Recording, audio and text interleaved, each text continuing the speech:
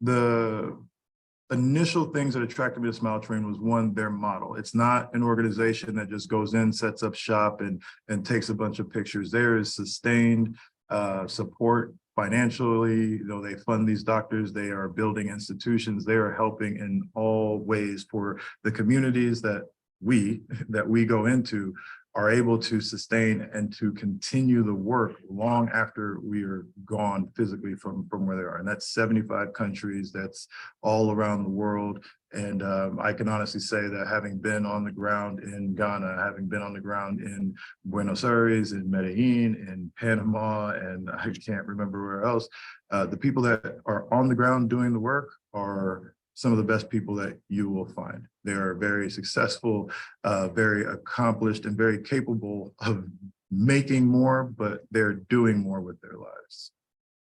Good. Hey, Mathias, I got a question for you, man. So Yes. our background, being at the top of our game, making it to the highest level, takes a lot of discipline, okay? We both know that. With that, from the lessons that you learned from having that discipline from college to the NFL, how did that translate into what you're doing now? And then I understand that you also have sports camps through Smile Train. Yeah. Tell me a little bit about that. Okay, yeah. So that's a very good question, right? So the discipline that you learn in sports, and I always say that the best lessons that you're going to learn through sports, you're going to learn them between like kindergarten and 8th grade, in my opinion. That is how to be part of a team, how to be accountable, how to be reliable, and to, find your voice, find yourself as a human being, man or woman, to stand up and get to the front of the line and say, hey, this is the way that we need to go to be a leader. One of the things that I found, honestly, is that the cream will rise to the top. And as you go throughout your life and your journey, those people who are of the same mindset as you are going to reinsert themselves. You're going to find them again once you get to the higher level. And that goes for all fields. And so one of the comparisons that I make is these doctors that we're with, and these program directors that we're with on different continents. Like these are the first round picks, of the medical industry. These are the top in their field, and they're choosing in the prime of their career to go out and to help and to do better. And so I think that comes from, with us, it comes from sports, right? Like you've learned not to leave your brother down behind. Like you've learned to, to help him out if he doesn't understand it. The backer next to you doesn't know where he's going. I'm gonna get him lined up, right? Because guess what? Reggie Torbor and Antonio Pierce, they did that for me when I first got there, right? So it's a global community. And the lessons that, we learned and coming up and playing at the highest level, they started when we were young. We just had the ability and the tenacity and the mindset to make it to that level. One of the things, Mathias, we talked about, family legacy. I'm afraid to hear you come from family legacy. Everyone I talk to, Brunswick, they know you guys are family educators. Yes. Let's talk about family legacy and the meaning of it. So I grew up with 4 siblings, and I'm the youngest of 5. And my mom always wanted to be a teacher, and so, but life did not afford her that opportunity. She was a teacher assistant, and so she impressed upon us the importance of education. That was the one thing you couldn't lose, and so she impressed upon all of us the need for higher education, not just one thing, but how can you expand? How can you be your best self? And so, out of the 5 of us, we have over 200 years in education. And so I have 2 siblings who are current sitting superintendents of schools. Okay. All of them were in higher education. I have doctorate degrees, have all been principals, assistant principals. And so that is a part of our legacy, expanded upon what you know. That's the one thing people cannot take away from you, is your knowledge base. So Mathias, when you heard about your family legacy, what did it mean to you to connect where you are now, your commitment to make life better for people, and your family history?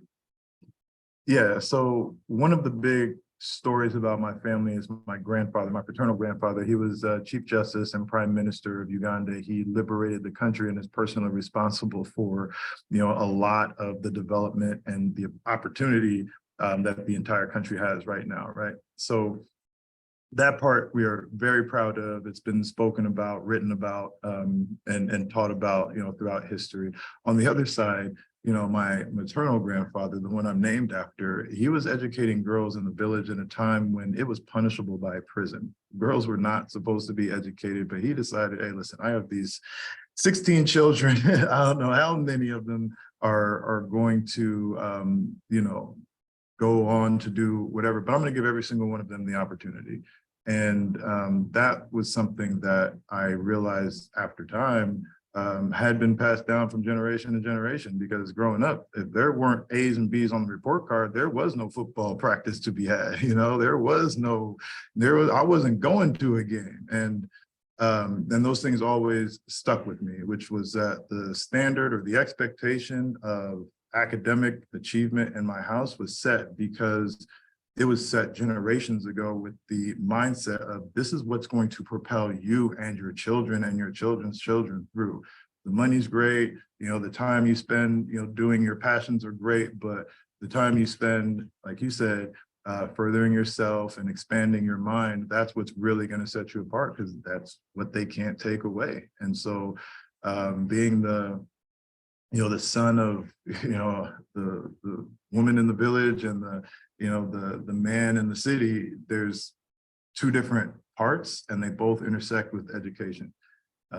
There's little that can be done without it, and there's nothing that can't be done with it. So I appreciate you and your family and your siblings and what you guys have contributed. I can only imagine what those tables look like, or what the conversations at the tables, the policies that are actually being written and changed in your house. It must be fun and amazing. So congratulations.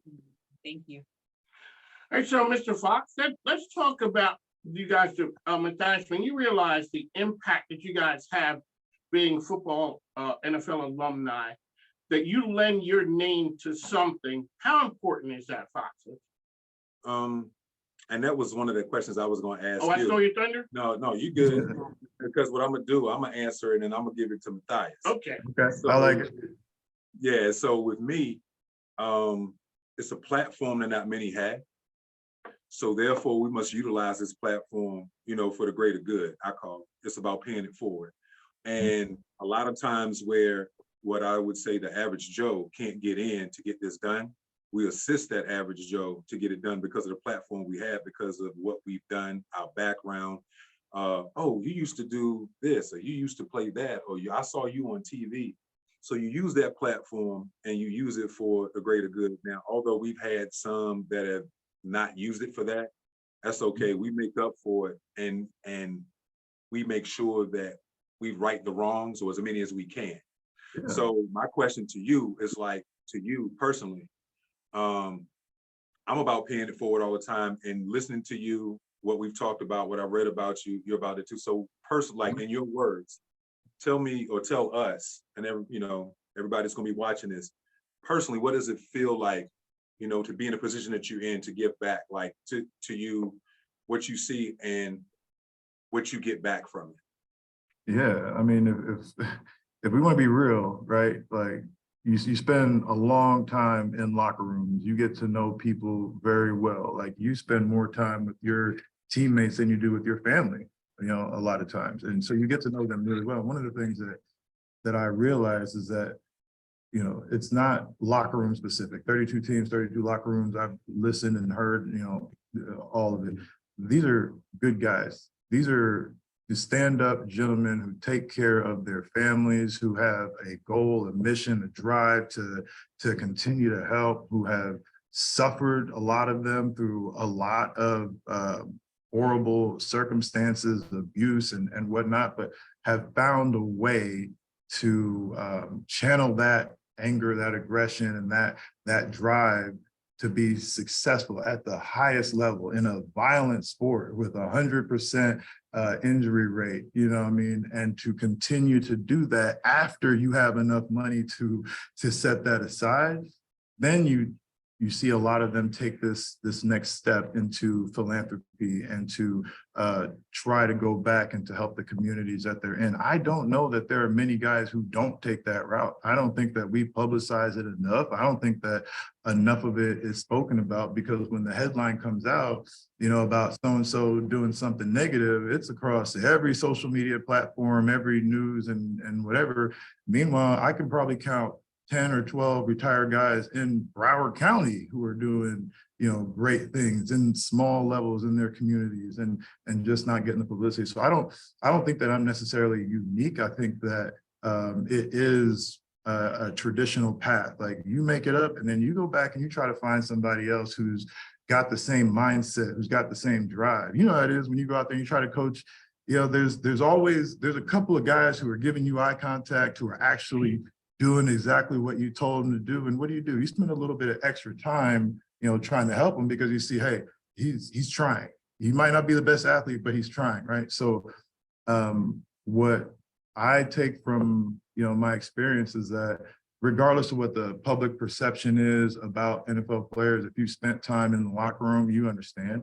You know, like, everybody has something going on and everybody has a cause that they're championing, and the majority of them are working real hard to bring light to it. I think a lot of people outside looking in forget that we're people too. Oh yeah. You know what I'm saying? Oh yeah.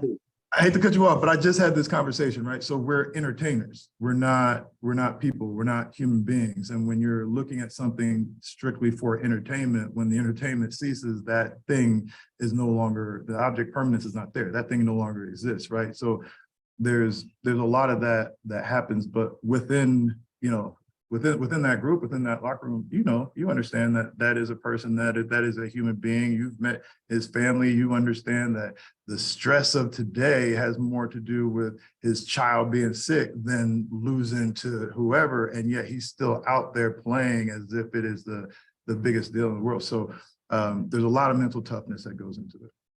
One of Mike King here. I got Mathias, we got Deion Fox, we got Alfredo who's here with me. And the program is On the Mic with Mike. Mike King is On the Mic with Mike, Richmond's premier business radio platform. Judge you how you judge it, say we going corporate. Nah, we just corner boys with the corner office. All righty, so a little shameless self-promo there. Oh, so you know, do you always tell them what's the league called? Not for long? Not for long. Exactly. You gotta make things happen. Really quickly, you guys both played. Our friend, we have not played, but we always talk to people here about culture. Let's talk about the organization as you head the economic development down in Brunswick. Talk about how you set culture. And then you guys, Mathias, you guys talked about going into a locker room that has good culture as opposed to another one that does not. I think for me, it's always creating the culture that I desire. At many times in this space, especially being an African-American female, we are a rarity. And so we set the atmosphere, we set the thermostat as to what the environment, just our mere presence alone, and how we market ourselves, and then the job by which we're assigned to do. So I think more than adapting to a culture, we set the culture. We set the atmosphere. Can I ask you about the pressure? So I have an older sister. She's an attorney. She works for the Bureau of Prisons, very accomplished. And I have a daughter, 11 years old, and I'm seeing similar things, right? The pressure of being a Black female and trying to navigate, you know, through the levels, right? So from grade school on to, you know, postgraduate degrees, what you said is right. There are eyes on you, and your temperament, your mood will dictate how the entire mood of the building is. Why is that? And how have you found navigating that? It's difficult sometimes because there are stereotypes that precede us. And so we walk in trying to disqualify some things that people think before they even know our names, before we even introduce ourselves. They automatically sum us up and put us in a box. And what I hate is a box. You know, I'm an out of the box thinker and a motivator. And so by that, it is very frustrating because sometimes we have to compete, and then we have to compete to compete. You know, Mhm, I'm getting mhm, American, but being a female in a predominantly male environment, they mhm, automatically assume I'm the assistant, I'm the secretary, and I'm going, mhm. no, I'm the director. And not saying that to be pompous, but Yeah, always understanding that I do deserve to be here because I've done the work to be here. And so not being arrogant, but always still standing firm in who I am. And so that is a challenge that we all must face. With our women, when I say our women of color, you mhm, know, they're a double minority when it comes to it. I come from a long line of women that raised me. mhm, Uh, Father wasn't really around.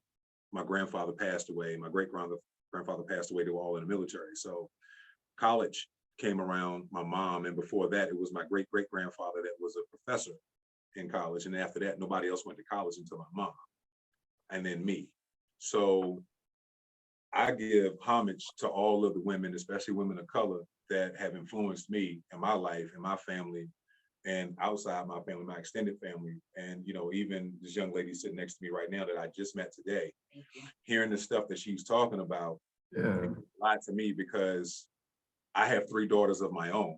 I have 1 son and 3 girls, and my 3 girls, you know, you know how it is when you have a baby girl. But my girls are grown, but they still my babies. So I yep, understand how you're feeling right now with her being 11 because I was there 3 times over with my 3 girls. mhm. Just keep doing what you're doing as a father and encouraging them to stay strong and steadfast with what they want to do, and everything will work out. All right, Mathias, as we wrap things up here, let's talk about when you see the impact that Smile Train has had on families and people worldwide. What's it feel like to you? Oh, it's an incredible feeling. So we touched on the fact that we had our first sports camp, the first Smile Train sports camp in Medellin, Colombia.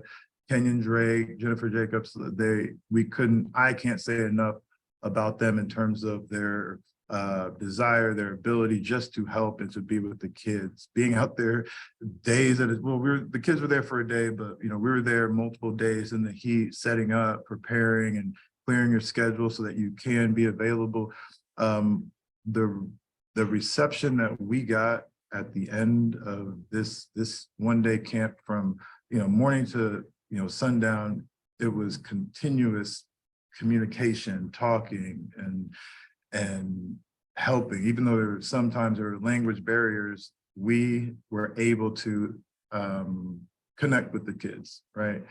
And that's a lot of what it's about, being able to have a positive impact on a community of people who a lot of times look just like me. A lot of times, when I'm in Ghana or when I'm in Uganda or when I'm in, whatever it is, it's like, I'm one generation away. Like, my mom doesn't get on that plane, like, I'm here, this is me. So it's not so far removed or so far out of my head to think like I'm different, right? I am fortunate to have been born, in the United States, and that's what separates me from a lot of the people that were, quote unquote, helping.